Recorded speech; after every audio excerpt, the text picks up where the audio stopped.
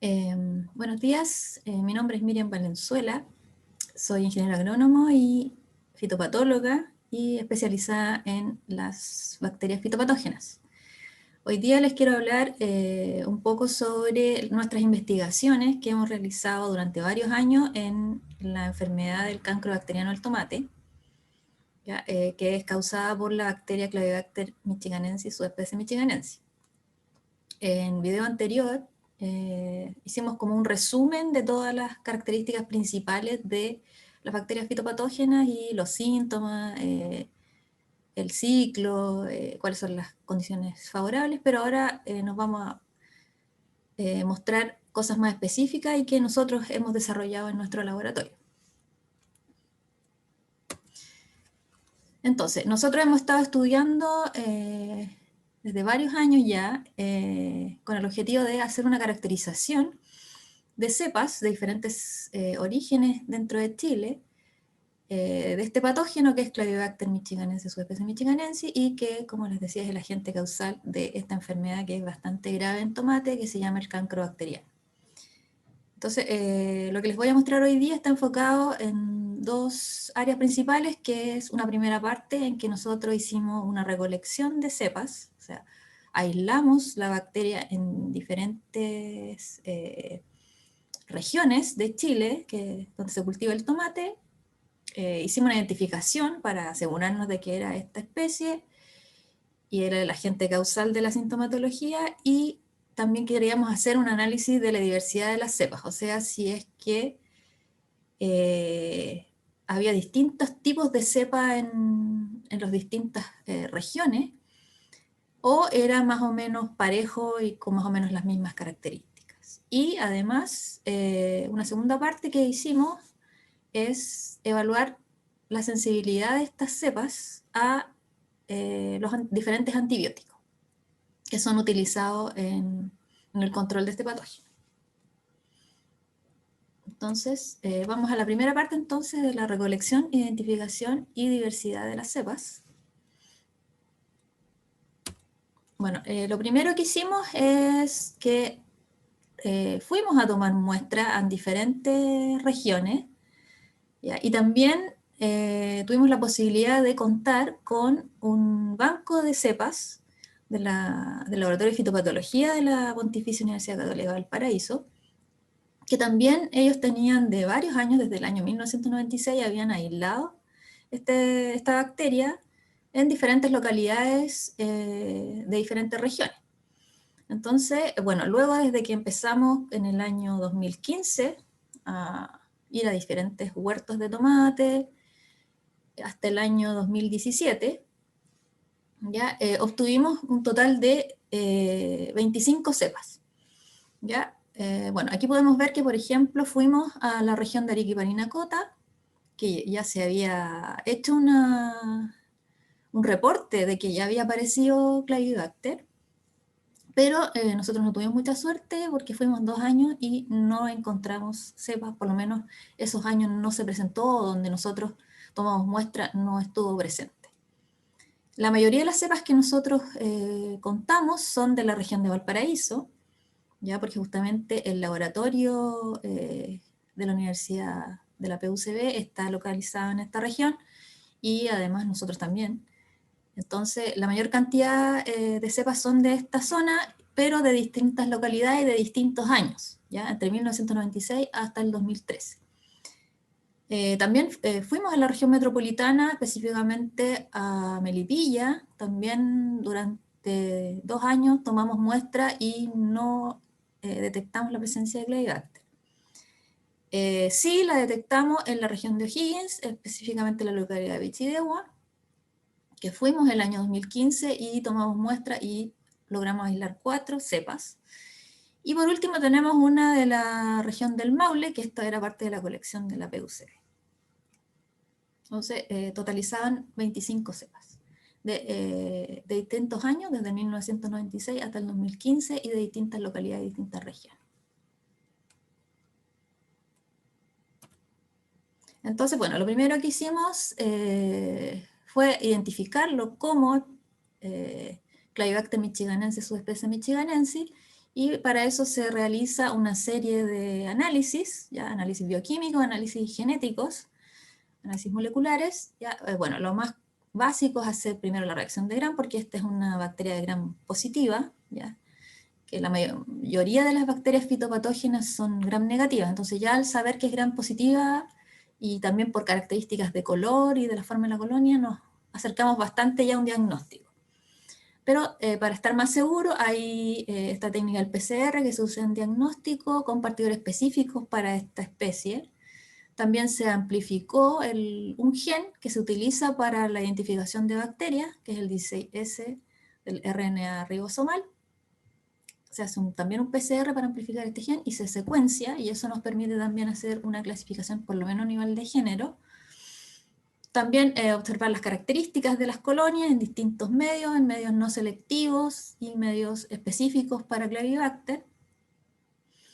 ¿Ya? Entonces, bueno, con todas estas informaciones, que era Gram positiva, positivo para el PCR, se hizo el análisis del 16S, que es este árbol que se forma acá, que todos estos códigos que hay acá son los nombres de nuestras cepas, y están en el mismo grupo con una cepa de referencia, ya que es la NSPPB382, y separadas de otras subespecies de Clavibacter michiganensis, ¿ya? Y obviamente separadas ya de otros géneros.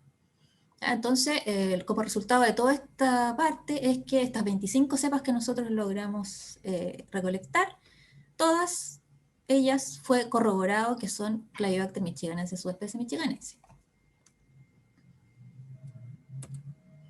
También otra parte es confirmar de que estas 25 cepas, además de corresponder a la especie, son patogénicas, ¿ya? Porque hay cepas que son saprófitas, o sea, no causan síntomas en las plantas. Entonces se hicieron las pruebas de patogenicidad. Entonces, bueno, se hace crecer la bacteria, se inocula en las plantas de tomates, ya se ponen en condiciones favorables para el desarrollo de la bacteria, y luego, en este caso de 21 días, ya, luego un periodo de tiempo, bajo condiciones controladas, se observa la sintomatología. Y nosotros hicimos una escala de daño, ya desde el daño que es solamente aquí la herida que le provocó al pinchar ahí, ya esto es un mondadientes con un poquito de bacteria, ya, y se hizo esta escala. Entonces a los 21 días, de 4 a 5 plantas que se hacen por cepa, se clasifican en los distintos niveles de síntomas, y después se aplica una fórmula como para sacar un promedio. ¿Ya? Entonces nos dimos cuenta de que había una diversidad entre la intensidad de los síntomas. ¿Ya? Había cepas que provocaban síntomas más bien leves, ¿ya? En esta escala, otros que eran moderados, y había cepas que provocaban daños severos, que incluso la muerte de la planta a los 21 días, y de la mayoría de las plantas, ¿ya? Porque de las 4, unas pueden estar más dañadas que otras, pero viendo ya como el promedio, la mayoría tiende a marchitar la planta completamente. Entonces, aquí observamos que hay diversidad.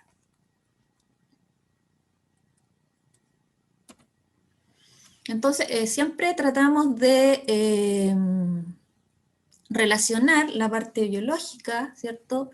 De ver, o fenotípica, de ver que las diferentes cepas provocan diferentes intensidades de síntomas, y tratamos de ver si hay una relación con la parte genética.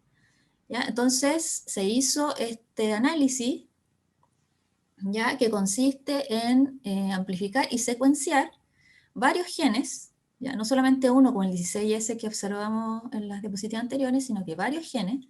En nuestro caso fueron 5 genes, que son esenciales para la vida de la célula. Entonces, se secuencian estos 5 genes, se alinean uno detrás de otro, por eso se le llama concatenado, y esa secuencia larga se compara entre todas las cepas. ¿Ya? Y además de compararlo entre nuestras cepas, se comparó con cepas de otros orígenes de otros países. ¿Ya? Entonces, con esa información se construyen estos árboles, ¿ya? Y aquí, así como visión general, vemos que las 25 cepas quedan distribuidas en 3 grupos distintos. ¿Ya? Este grupo, que es mayoritario, donde hay 21 cepas, ¿ya? todas las que están con el puntito negro y que se agrupó con otras 2 cepas de esa base de datos que nosotros utilizamos, pero que lamentablemente son de origen desconocido. Ya tenemos otro grupo acá, que es un poquito cercano a eso, pero ya está agrupado con otra cepa, que es una cepa solita que quedó acá, y un tercer grupo que es de otras 3 cepas. ¿Ya? Y que también se agrupó con cepas de otros países que vamos a ver más adelante qué países. Entonces, estos resultados nos mostraron que hay una baja diversidad porque de las 25 cepas se agruparon solamente en 3 grupos, siendo un grupo bastante mayoritario. ¿Ya? Entonces, comparado con estudios en otros países, esto que se separan solamente en 3 grupos es baja la diversidad. O sea, la mayoría de las cepas son como clonales. ¿Ya? Entonces, bueno, y el grupo mayoritario que yo les había comentado. Ahora, lo otro es que dentro de este grupo hay cepas de 2 regiones diferentes. ¿Ya? Este es solamente de la región de Valparaíso, este es de la región, aquí hay de la región de Higgins y de la región de Valparaíso, y esta es la única cepa y que salió diferente que es de la región del Maule. Entonces, solamente en este caso hay una distribución que podría decirse geográfica.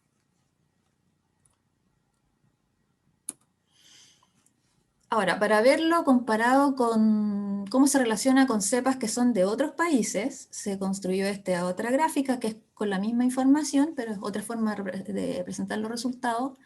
Vemos acá, aquí está el grupo mayoritario de las 21 cepas, ¿ya? Que se agruparon con esas 2 cepas que yo le había comentado, que no se desconoce el origen. Ya después tenemos este otro grupo, que son varias cepas, pero donde hay una sola chilena, ¿ya? Pero también en este grupo hay cepas de Brasil y de Uruguay. Y aquí está el tercer grupo, que era de 3 cepas chilenas, que se agrupa con otras cepas de muchos países diferentes, ¿ya? De Argelia, de Bélgica, de Francia, de Holanda, Estados Unidos y también Uruguay. ¿Ya? Las que están dentro del mismo círculo quiere decir que tienen una secuencia equivalente, o sea, es exactamente igual la secuencia en esos 5 genes que nosotros estudiamos. Pero también podemos hacer relaciones con otras que se parecen, ¿ya? Que pueden darnos algunas pistas de de dónde salieron estas cepas. ¿Ya? Entonces vemos que aquí muchas de nuestras cepas están relacionadas con cepas de Uruguay. ¿Ya? Aquí hay una de Uruguay y de ahí es muy similar a esta cepa que está sola, y de aquí Uruguay, bueno, pasando por Argelia y nuevamente el grupo mayoritario de las cepas chilenas. Y acá también está relacionado con cepas de Uruguay. Y nosotros, bueno, viendo esta distribución, agrupamos en 3 grupos distintos o 3 linajes distintos todas las cepas, porque se ve como que hay una cepa de origen y de esas van saliendo distintas variantes.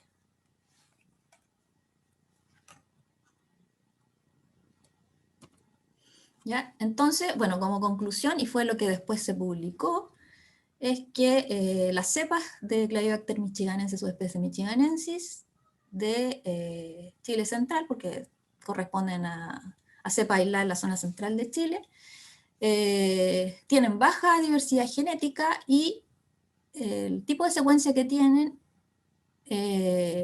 también lo presentan otras cepas de otros orígenes de otros países en el mundo. Entonces, si quieren ver más detalles de esta investigación, pueden buscar este paper.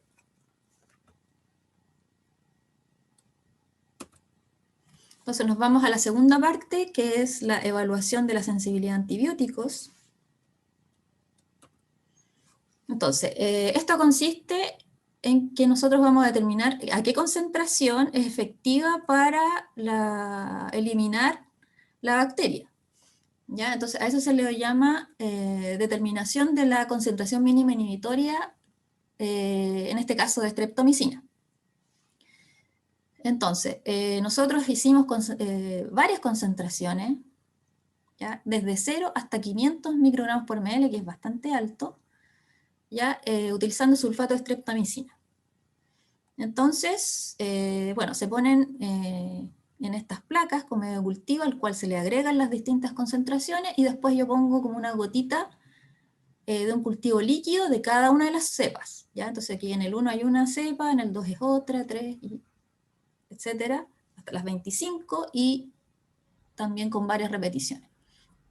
Entonces aquí en esta imagen se muestra que solamente, como resumen, vemos que esta es la que no tiene antibiótico, esta es la que tiene la concentración más baja que nosotros utilizamos, que fue 2 microgramos por ml, y esta fue la concentración más alta que nosotros utilizamos, que fue 500 microgramos por ml. ¿Ya? Entonces vemos que en el 0, obviamente que todas crecen, pero en el 2 ya vemos que hay dos cepas en este. Aquí solamente les muestro la cepa del 1 al 10, ya faltan las otras 15. Pero ya aquí se ve claramente que hay dos cepas que ya no crecieron a esta concentración, que es bastante baja. Y en cambio otras lograron crecer, incluso todavía crecen en la concentración más alta que nosotros probamos. Entonces, haciendo el recuento de las 25, obtuvimos nosotros que 21 de las 25 crecieron a una concentración mayor a 100 microgramos por ml, ¿ya? Incluso algunas llegaron hasta 500. Por lo cual las consideramos resistentes, y 4 cepas, que entre las que se incluyen esas dos que observamos en la imagen, ni siquiera fueron capaces de crecer a 2 microgramos por ml, por lo cual las consideramos sensibles. ¿Ya? Ahora, como referencia, acá les muestro el producto comercial que contiene streptomicina. La dosis en ingrediente activo es de 300 ppm. ¿Ya? O sea, estas, por ejemplo, las que toleran 500 ppm son resistentes a la streptomicina de ese producto. Ya, ahora, lo otro interesante es que estas 21 cepas son las mismas 21 cepas del grupo mayoritario que yo les mostré en el análisis filogenético. Y estas 4 cepas son esos otros dos grupos, que es una que estaba sola y las otras 3. ¿Ya?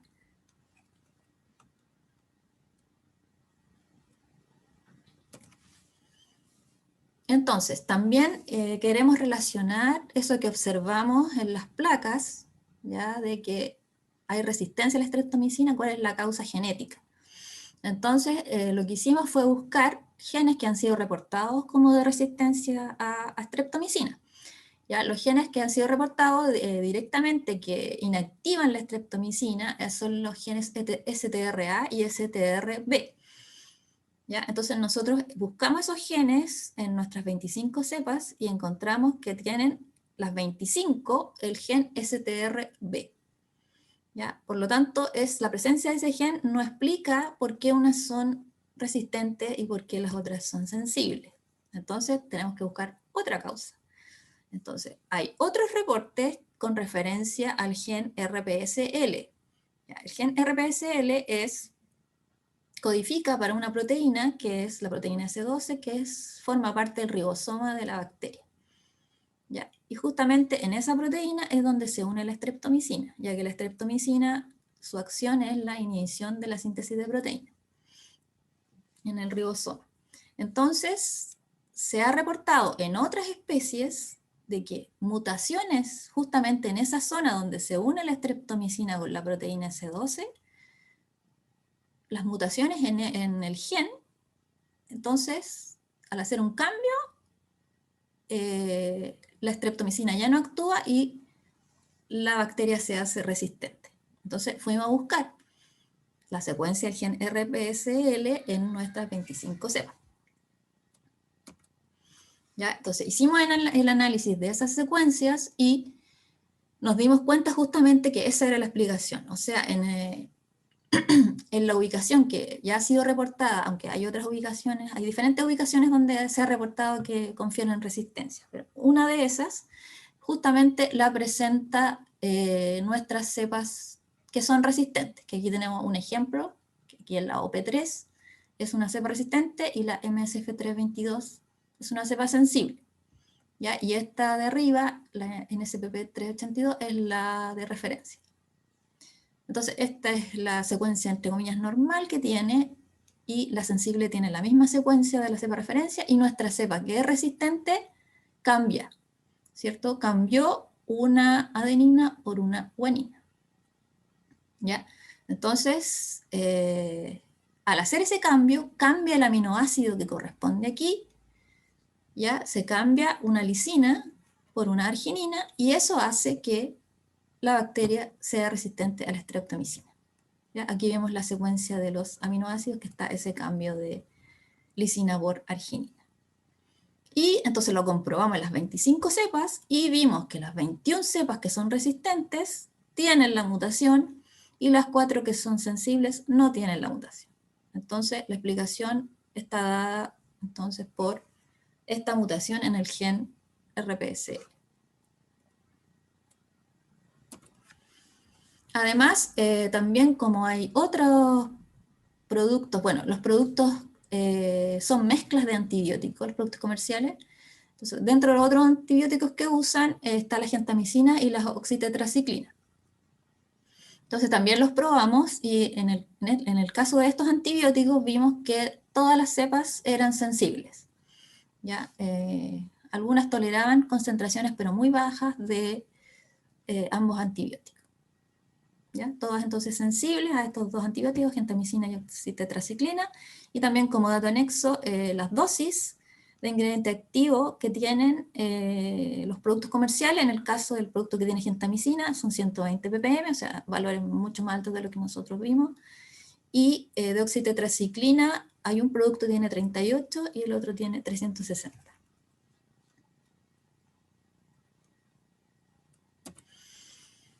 Entonces, bueno, como conclusión también, y que también se publicó, es que las cepas de Clavibacter michiganensis, subespecie michiganensis, que fueron aisladas en Chile, hay algunas que presentan resistencia a la streptomicina, y entonces la causa de esto se relaciona con esa mutación que se presentó y que se encontró en el gen RPSL.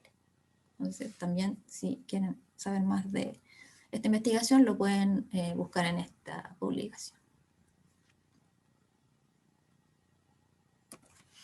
Entonces, bueno, toda esta investigación obviamente que requiere financiamiento, por lo cual se agradece a distintas instituciones, ¿ya? En la época fue CONICIT, que ahora es ANID, y a distintos proyectos, y también financiamiento de parte de diferentes universidades e instituciones chilenas, ¿ya? La Universidad Técnica Federico Santa María, la Pontificia Universidad Católica del Paraíso, y también en el extranjero, de la Universidad de Gothenburg y del laboratorio EMERSIS, que es del INRA de Angers. ¿Ya? También agradecer a distintos investigadores que colaboraron, y también a ingenieros agrónomos, asesores, administradores y agricultores que nos permitieron también ir a sus campos. Bueno, eso es lo que hemos investigado a la fecha. Seguimos trabajando todavía en Clavibacter, así que en el futuro les podremos estar compartiendo más resultados, ¿ya? Y también vamos a seguir hablando de otras bacterias en futuras cápsulas. Así que me despido y espero les sea esto de utilidad. Hasta la próxima.